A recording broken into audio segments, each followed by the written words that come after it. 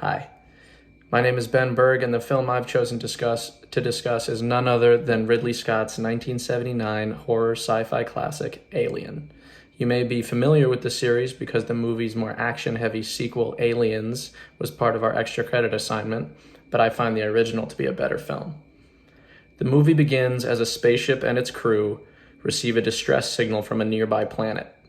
They send a few crew members down to the surface to investigate, only to find a group of seemingly alien egg pods sitting in a group. When Kane, the engineer, touches one of the eggs, he is attacked by a small face-hugging alien that wraps its tail around his neck, rendering him unconscious.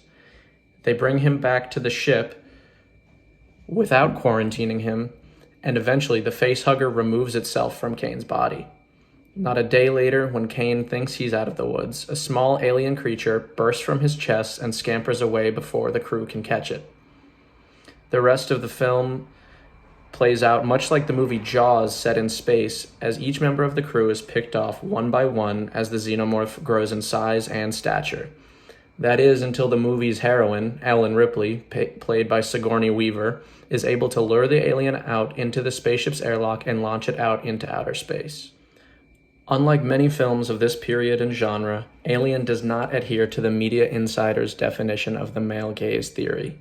Ripley is a strong female character who gets to be the center of the action as well as the voice of reason. She was the one advocating to quarantine Kane while he was under the facehugger's control, and she is the one cunning and smart enough to survive the alien's assault on her crew.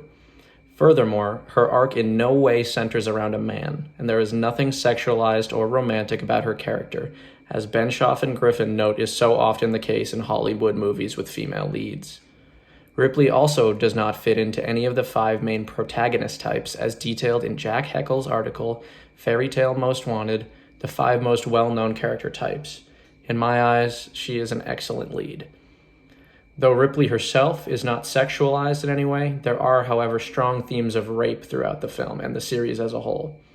The face-hugging aliens, which use unwilling human hosts to house their embryos and quote-unquote give birth to their alien spawn, directly mirrors a woman who is forced to keep a baby from a non-consensual sexual encounter. Overall, the film is gripping and memorable as a movie, and it's worth watching, especially for fans of the genre. There's a reason the 1979 original spawned over half a dozen sequels and spin-offs. Critics tend to agree as well.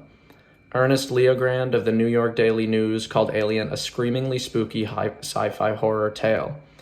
Peter Bradshaw of The Guardian wrote in a recent re-review that after 40 years, this sci-fi horror masterpiece still feels lethally contemporary. Meanwhile, Cezine Kohler of the website Black Girl Nerds wrote, "Even if you aren't a horror sci-fi fan, you cannot deny the paragon of cinematic masterpiece. The movie is both an excellent horror film on its own and a pillar of female representation for the sci-fi genre as a whole." Thank you.